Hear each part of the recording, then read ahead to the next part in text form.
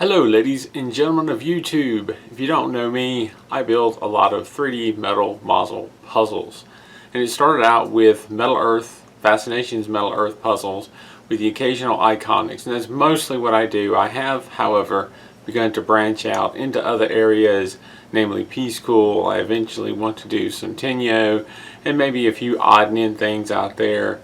There's so much outside of the United States that you can find that I would like to also picture. Kingdom, MU, there's a lot of stuff. Anyway, the point of this video, if you don't know me, I build these models and I've made some videos on the different tools that I have acquired, different tools that I've used, a few reviews, a few tips. Well, it's time I did something updated, because as time goes on, I end up changing the tools that I use. I end up substituting this for that, find something new, give that a shot. I put down the old. So it's by time that I went through and actually said, this is what I'm using now. So what I'm going to do, I'm going to turn around here in a second, and I'm going to kind of take you through my workspace ever so briefly and through my tools and show you what I've got and what I use and some of the ways that I use them, so you can see what it is that I use to make these models come together. So this is my workstation, if you will. That's a big blank empty space here in sort of the middle. I've got a lens set up on a magnifying glass with a light. Kind of see the light on the back to help see what I'm doing. Got a little model set out there, and a camera set up for fairly obvious reasons. I've got my camera set up. That's how I usually record my builds. It just points down from above, so that's the perspective. I'm sitting on this side, I'm sitting on this side, the camera's on that side. Tried it from having the camera from my point of view. It's just not enough room for me to see what I'm doing. Anyway, little monitor so I can see what I'm doing. But this is mainly about the tools that I use. So I'm going to have a seat here and just kind of go through my toolbox, if you will, which has most of my stuff in it. Some stuff on the top that I haven't decided where to put, and some drill bits over on my left here that I tend to pull out and use. So let me have a seat, and I'll just kind of go through the tools that I use when I build these models. So for starters, the top drawer has the most used stuff. I have the pliers, long nose pliers that are left over from the Fascinations tool set that I bought some time back. And I have the leftover flat nose pliers, also from the Fascinations tool set. I have some clippers that I bought to replace the ones that came with the 3-piece Fascinations set. They broke. I wore them out. Matter of fact, I have a spare part in here as a souvenir to their untimely demise. The spring broke and there was a chip out of the tip of the blade, so got me another pair. And then I've got 3 precision tweezers that I use a lot. And we have this set that has kind of a rounded flat tip. They're a good substitution many times for regular tweezers and can get into thinner areas, get into rounded areas and get a better grip on things. And then I have 2 that are pointed. Now the set that I bought had a lot of these, and I've given some away, but I kept 2. And what I did is, it might be tough to tell, one of these I've taken, put against a grinder just for a couple of seconds to grind it down slightly flatter. That way it has a little bit more strength when trying to twist and bend and maneuver tabs than the tip of this one, because it's so much thinner. This one can get into places this one can't quite. This one can get into a lot of places, and it's just the right size to grab a tab straight on and twist it, if you can get enough of a chokehold on it to do so. And then you have your pretty standard set of tweezers. These are the ones that come in one of the Iconics models, probably the Millennium Falcon. I've gotten several, given a couple away. I don't think all the models, Iconics kits, have them in there, but some do, and I love these. These work wonderful. Matter of fact, I have an extra one. And then I've rarely used angled or curved tip precision tweezers. I really don't use these much. There's not a lot of call for them. And that's the top drawer. It's time for the shit fucker. So now let's look in the second drawer. Down here we have less used tools. I have a pair of angled Munose pliers. I do use them from time to time, especially when bending over longer parts and occasionally trying to get into tight areas, but they don't always work that well. I do have something I use more frequently, and that's the round nose pliers. Great for shaping parts, curving things. They definitely have their use. Out of this middle drawer, that's probably what I use the most. And then I have a couple of these locking clamps.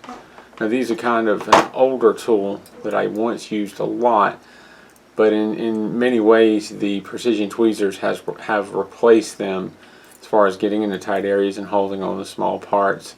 I don't use these very much anymore, but they're still in there just in case.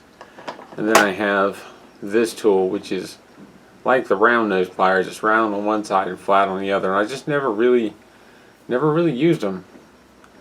Never really found a use appropriate for these. The other ones do fairly well on their own. And then apparently one of the sculpting set tools fell in there. I'm still figuring out what to do with them. And then down at the bottom we have the shaping drawer very much. And it is full, or at least partially full, of dowel rods, different shaped dowel rods, because way back when, this is 90% of what I used to shape parts. They're fairly inexpensive. I can cut them to size. One of them breaks, I can cut another piece. What I do still use of these, so I've got this one and this one that are sharpened. And you've got, this is a regular pencil sharpener, and this is the Big Kids pencil. And I've sharpened the two of these, and these can help make cone shapes oftentimes. So I still use these from time to time, but not as much, and the others barely at all, but still. I have a couple of remnants in here from the past, tools that I've used to try and round things, an old paintbrush and a large, not crochet needle, but a large needle. And I have another older round nose pliers that just weren't as comfortable as the other ones I got. I ended up buying a newer pair. Then I have my two step mandrels. I love these guys. I use these a lot. They're great for shaping, curving, but also slightly tapered things these can help with. You got something long like an arm that's a little bit thicker on one side and thinner on the other. These steps, while it won't make it smooth all the way with this metal, you're able to get one end bigger and one end slightly smaller. I also have a couple of old hook and pick sets that have pretty much gone by the wayside because I've replaced them with something else. I have my hobby knife that I don't use much anymore. I use this a lot for getting into small areas and prying open tabs, but the precision tweezers have pretty well replaced that.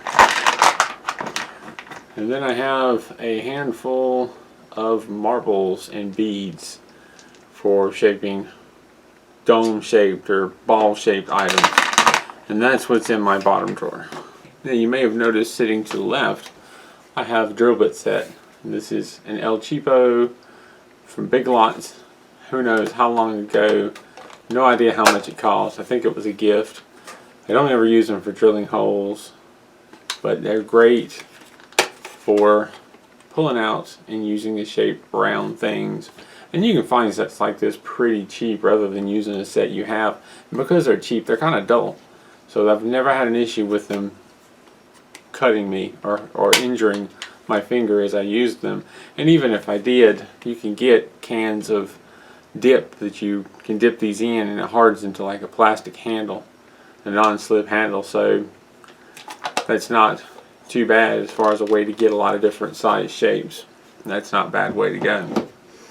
And then one thing that I don't have in the toolbox yet, still kind of deciding which ones I want to use and where I want to put them, and I've covered these in a recent video, but it's a sculpting tool set, and there's all kinds of different blade shapes, flat shapes, pointed shapes, rounded shapes, angled shapes. We've got a couple of hook and picks here, which have replaced the others. Got some that have like a kind of angled flat end, great for reaching in and bending over tabs, good for prying into things and bending stuff over. Good, you have sort of a spoon shape here. You can reach inside of a model and push out a curve or a corner that went in too far. So they definitely have quite a few possible uses. Here's another one with a slightly angled flat end. And I'm still deciding to like them. I've used them a number of times. I'm not sure if I want to add them into this box and they get confused, or if I just want to pick a few that I like and maybe put some kind of rack or something. So for right now, we're just sitting on top. And occasionally you'll see me pull out other stuff. I have a large 1.5 inch dowel rod that I was using for a wood project. I was going to make a coffee tree and I cut it wrong, so I had to start over. But this is good for larger curved areas. You've got medicine bottles that I use to keep knickknacks in as well. An old scraper, kind of a not flat end. So just sometimes you just kind of grab what you can around the house to make the shapes that you want to make. Batteries. I remember once when I was doing the large R2-D2, the Mega R2-D2, going to the kitchen and grabbing a can of refried beans to help shape him. So sometimes it's whatever you got around the house. And one more thing I haven't talked about, and these come in handy in some of the larger rounded parts, is a tool set. And I just happen to have a somewhat extensive tool set. There's a lot of different sizes here, but not a huge amount. But it's more than enough to handle some of the bigger shapes and sizes when it comes to these Metal Earth models. Now this is a cheap set that was from Harbor Freight here in the United States. Friend actually bought it, but she never uses it, and it's kind of ended up in my tool domain, which is where we're at down here in my basement. And so I occasionally pull them out because they're not greasy or dirty. And last but certainly not least, I don't hardly ever show this in my suggested tools, but it's a great idea, especially for somebody with eyesight like mine, to get a magnifying glass. Now I have this that lights up. We'll just do that briefly. Can't even hardly tell, but it's a tabletop sort of desk lamp type situation that I just sit beside me, and I have it angled to where I can look through and see what I'm doing, and it helps me to see the small details in small areas and do and connect and stuff that I would have a extremely difficult time doing just with my bare eyes. So this is a wonderful tool. I've also seen people wear the ones that you pull down over your head, and it has lenses you can flip and a light on the front. Whatever works for you. This works fairly well for me, so I'm sticking with it. This is a little bit new. I'm going to try and demonstrate me using some of my tools. Try to keep it somewhat brief, but just to show what I use them for mostly. And let's see, I have got some leftover Tiger Tank bits and pieces. I had to get it to repair something, I don't remember what. But let's find an interesting little piece on here to shape. Here's one. Here's an interesting little piece. It's pretty tiny. Now the clippers are magical. You get in there and they clip those little tabs.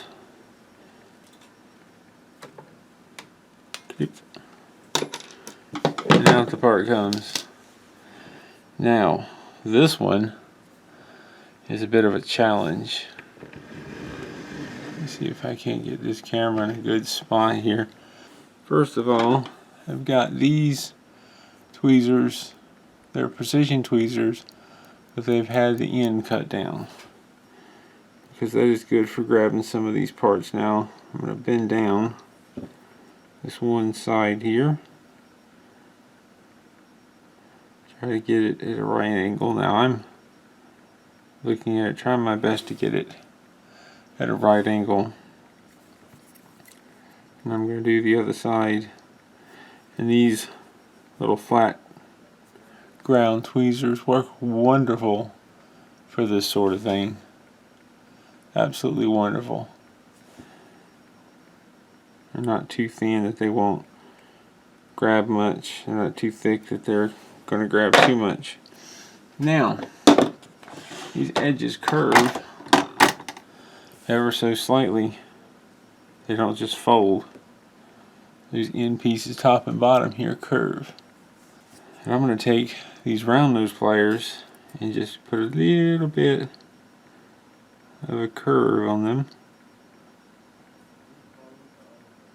Not going to be perfect, but I'm going to do the best I can. That's not too bad. Just pinch and curve it around.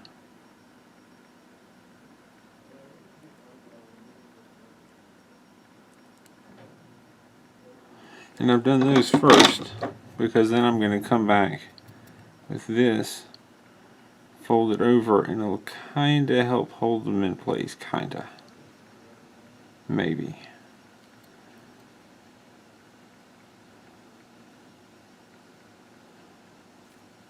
And there we have it. Not absolutely perfect, but that's just a quick demonstration of how I would use the round nose and how I would use the ones with the ground down flat tip. Now I believe this tiny little piece might go on top of here, so we can go a little bit farther. Try to attach and line up these holes. Could be mistaken though, this may not be. No, I don't think this is the part. Unless it's supposed to be angled out. Good look at the picture. Yeah, that's supposed to be it. It's supposed to be angled out a little bit. So, come on. Just take the little tiny tweezers. Angle it back out some.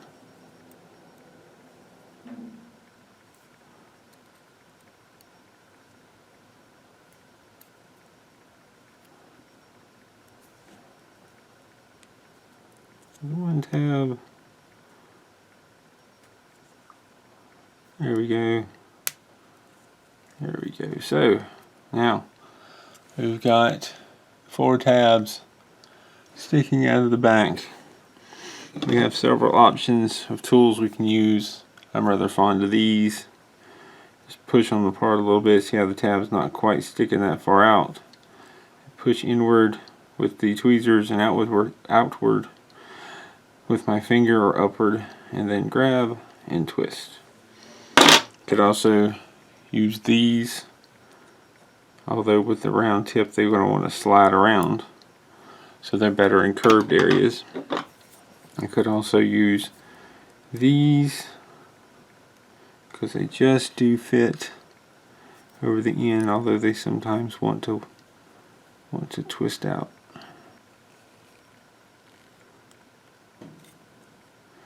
There we go.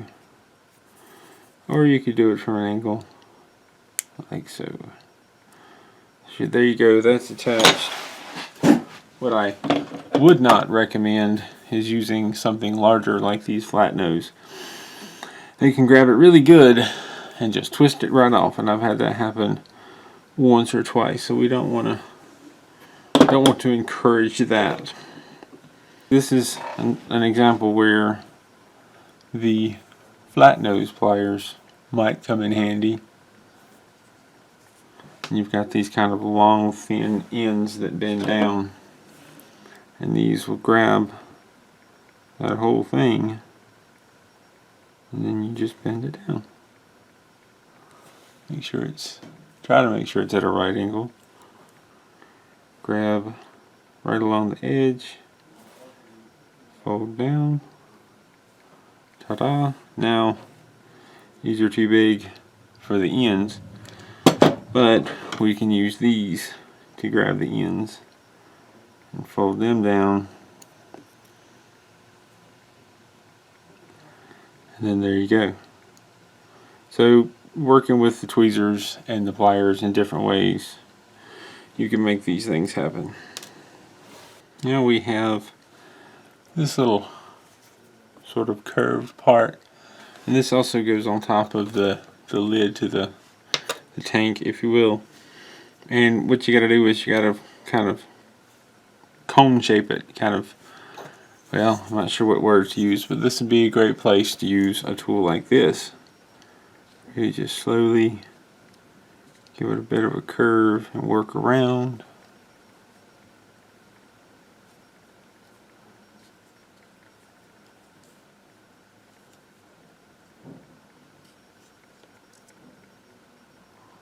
Till you get pretty well the shape you want.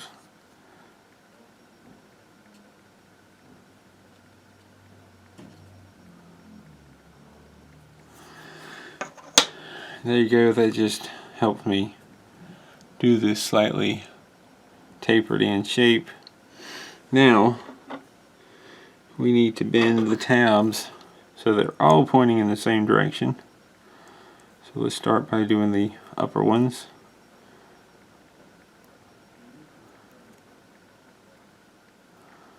They don't have to be perfect, but it helps to get it close.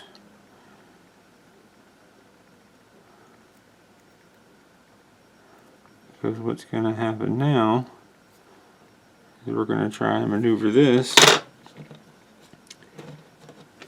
into here.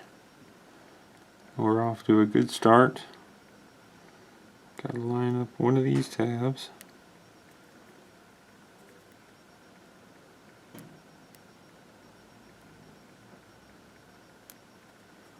There's one, there's two, there's three. Got a sticker on my finger.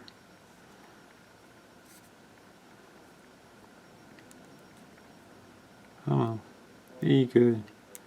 There's four. Alright, so use my usual trick of trying to bend the tabs in with my fingernails. But you can use tools for this as well. It's your preference. Now this has got attached to the top of the tank. So once again, we go around with something like the regular tweezers and we just kind of try and bend these tabs so that they're all pointing straight on to what is to be the next connection instead of flared out. And then set one of the tabs up here, try to line it up.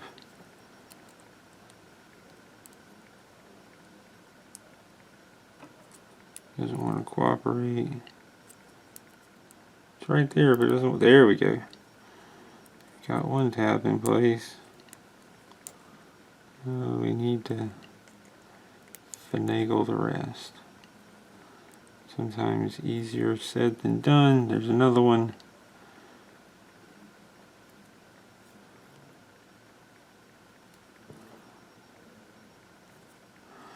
Got three of the four.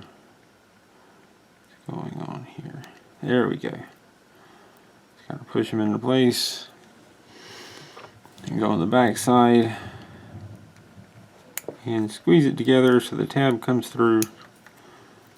And just work your way around and twist the tabs. And now we've got two pieces attached. And now we have this little part right here, which basically just curves up and that flap falls down. So I've taken some time to try and find a couple of drill bits, because this is one option. You can use drill bits. You can try and use these step mandrels. The step mandrels will work just fine if you have a wooden dowel rod that's the right size. I prefer to go with the drill bit, and I'll show you why. So let's start with this one. I'm gonna very carefully try to evenly curve this. It's gonna be more difficult than you think. And pinch the edges around. It may be a little bit too big though, so I've got a smaller one See what happens when we put this in here. It does bring the bit ends a little bit closer together. And sometimes it actually helps to go with one that's a little too small. Now, I like the drill bit because I can slide this up. Switch fingers here. Slide this up right to the edge of the top of the drill bit and push that over. Doesn't always work beautifully, but that's a pretty simple way to fold it over without warping the tiny little part most of the time. There are no absolutes, and I think that fits right here. Now this may be a situation that's good for the very pointy tweezers because this is such a small part and I have such not small hands. Grab it by one of the tabs and try to carefully set it. Drill bit getting away. Try to set it in place. Got one tab in. Now to work the other tab. There we go. These can get in there and bend the tabs just enough to put them in place. And then we come to the back side. And well, that was a practice twist. Now let's actually twist it. And there we go. We've got 3 of the parts on there and used a fair amount of tools to do it. So another thing we've covered, briefly covered drill bits. We've covered most of these tweezers. The clippers are fairly obvious. We've covered the flat nose pliers. Now let's go with these long nose pliers. You've got the body of the tank, and there's a lot of folds that you have to do to make this come together. You have a couple of options. One is to use these very long needle nose pliers, and I love these. And just go in there, grab the part, and bend the whole thing. Ta-da! That works great for that back side. This is a little bit more difficult. It can be done, but if you notice, this is somewhat in the way. So this may not be the best thing to do this. You might end up snagging and bending the other part. That is where this would come in, and you kind of just grab it along the edge. Now this one doesn't cover the length of the other, so you have to kind of work it slowly back and forth to try and keep from warping it any more than you have to. We're trying to get this to match up, and unfortunately with this one it does tend to do a little bit of unnecessary bending and scratching. I wished I had a longer one, but you have to be very careful with this one. And there we go. We've got it flush up here, and now it's just a matter of bending this out, which, because I now have the room, I could switch back to this and just bend that out a little bit. There you go. So that's a lot of what these 2 tools are good for. Is for these long pieces, and you also find bases with long pieces, and they're good for grabbing and bending the whole thing as close to 1 unit as you can, so you don't end up with slightly warped, which because of the curved tweezers, this is slightly warped. It's not terrible, but I wish I could have better used the long nose straight ones. And then as kind of an example of using this, I'm going to make one more of the tank wheels. And just like the drill bit, you can actually step down until you find the size you need. And this is a little bit too big, so we move down to the smaller size. And this will probably be enough. Just kind of get the 2 tabs lined up. There we go. Use these flat nose pliers to bend over the tabs.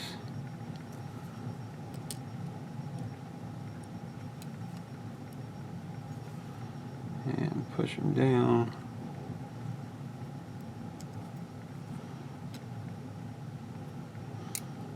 There we go. then we'll put a little cap on here, or hub, or wheel cover, or whatever we want to call it.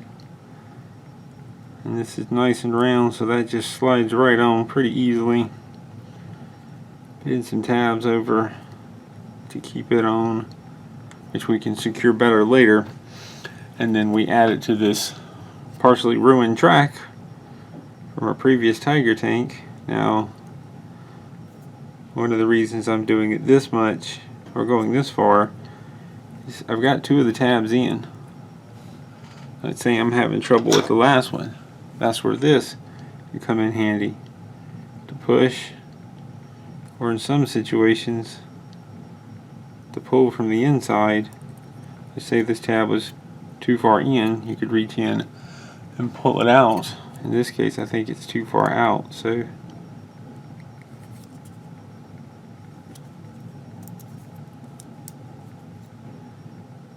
we're twisted to one side a little bit. But that kind of gives you the idea. So one of these, alright, one of these came out of place. So slide that back around. There we go.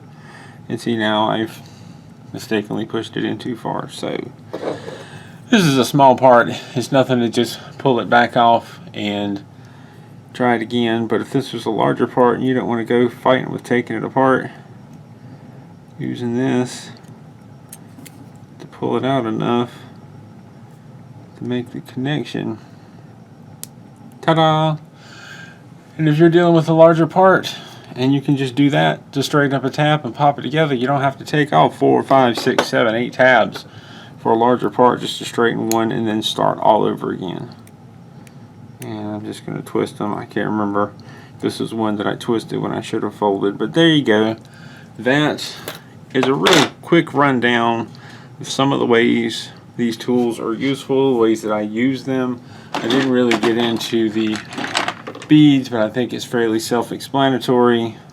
You have something that's cone shaped, you put it on there, you press the edges down, get it close. It's hard to find.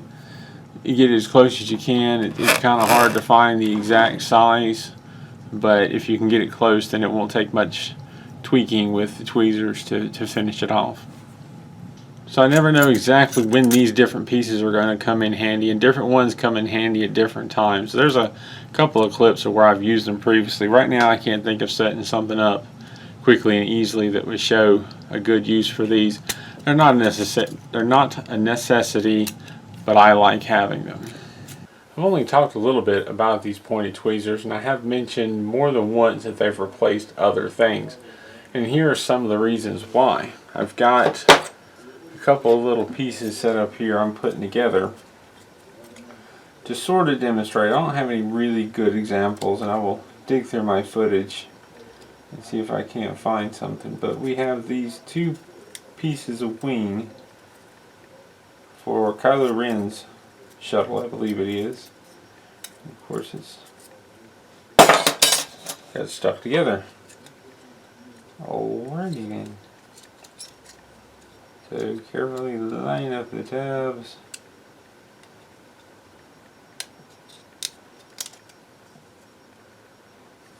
Lined up. Lined up. There. We've got the tabs lined up. Now a lot of times in this situation, what I would do was just use my fingernail to bend it over. Sometimes the part's small or not very stable and you don't want to push on it like that. You'll end up pushing and warping the top this way and the bottom that way, and you'll end up warping the whole thing. So these can come in handy in these type of situations because they're so tiny. You can just grab the tip of it, lightly bend it over, and crunch it down.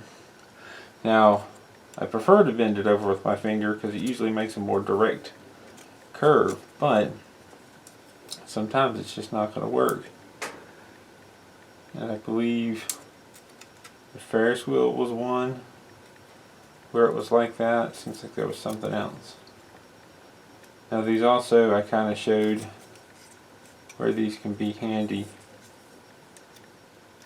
Let me just finish this up because Now I've started. Ooh, then sometimes that happens. Ow. And I poke myself in the finger.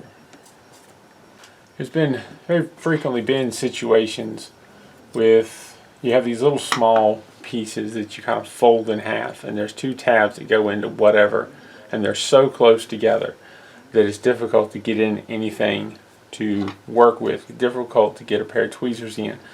The back pieces that go on the Millennium Falcon are a great example. There's several different aircraft and planes, whether real or science fiction, where you have these tabs that are really close together, and you can take these tweezers and take that point and wedge it right in between the two tabs and kind of pry them open. And that can either give you more room to grab and twist each tab, or you can just keep going and pry them over so that they fan out flat and secure the part that way. And that is one of the ways that this has replaced the X-Acto knife. Another way, and a really good example of this, is the two castles that I built, the two Disney castles. You have a lot of spires, and when you're putting one spire on top of another, and even I think the Leaning Tower of Pisa had this, you've got these tabs that are coming up. You've got a tab that's coming up right next to something else, and there's almost no room there. So you can take these, pry it in there, and pull the tab out a little bit, so you can either bend it over, or what I often do is I switch out to the ones that are ground down just a little bit. I use the ones that are really pointed and pry something out, and then I'll use the ones that are slightly ground down to grab it and twist it and secure the piece. And one last thing, you may have seen me use these in my videos, and they're almost unsung heroes. I don't really use them very much except for organization, and that's these little bitty magnet pins. They look like push pins, but instead of there being a pin point at the end, it's a magnet. And these are wonderful for picking up a bunch of small parts. So it's great. It's great because you might have several of the same little parts. You want to clip them out and have them available. Just pick them up with this magnet, set that to the side. I actually have several different magnets that I keep around for just such a purpose. Occasionally I will use it and put it near the part as I'm about to clip it out, because it's so tiny I'm worried it's going to pop off somewhere or fall and I won't find it. I have known people that have gone so far as to get magnetic sheets and use those. They clip the parts off the tree and place them on the sheets in the exact order, so that when they do start building, they don't have to pick up the clippers, they just start putting stuff together. And in some ways you can see the evolution of the tools that I use. As I pointed out, there's a few that I don't use anymore or have been replaced by something else. There's a few tools that I don't use that much. It's not to say that you need to go out and build quite such a big collection. You can get by with less. It depends on how much you want to put into it, how much time, how much convenience. There's a number of things I have that are probably above and beyond what you really need to build the models. But for me, I make videos on it to show other people, so I do take it fairly seriously. I do enjoy doing it, and I do have quite a few and plan to keep going. There is one other tool that I didn't really touch on, and that's super glue. Super glue is something I've struggled with off and on 2 or 3 years that I've been building them. I've had some inexpensive super glues for parts that snapped or tabs that broke, and I've tried to, maybe things that were loose, and I've tried to use super glues to fix them. Sometimes it doesn't do anything at all. Sometimes it'll work for a little while and then come back loose. But someone turned me on to Loctite, and this seems to do fairly well. Now, this is just the liquid version. I've heard that the gel version may work a little bit better. This stuff I've had much better experience with. Now, I don't like to make a habit of using it. If I can avoid it, I'd rather get the tabs in the right place and twist it tightly and not break anything off. But sometimes things happen, and sometimes things are just too loose, and if you fight with it anymore, you might break it, or maybe you did break it. This isn't such a bad solution, so I keep a little bottle of Loctite on the table for rare occasional use. Now, I've put off this video in part because I wanted to acquire some more tools. I've got my eye on a few things. I wanted to use the sculpting set a little bit before I made this video to kind of get an idea of how much I'm going to like it, and I really still am feeling that out. There's something else I found that I'm waiting to come in the mail that may help me do circular shapes and ball shapes, but I'm waiting for that to get here, and I'd like to try it out before I go talking about it. I'm going to end it the way I always end it. If you have any questions or comments, feel free to leave them down below. Any requests, anything you'd like to see, let me know. I'll do my best to get it out there.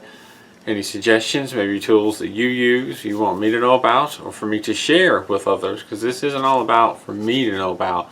This is so I can share with others. Leave them down below. Thank you for watching, and keep on keeping on.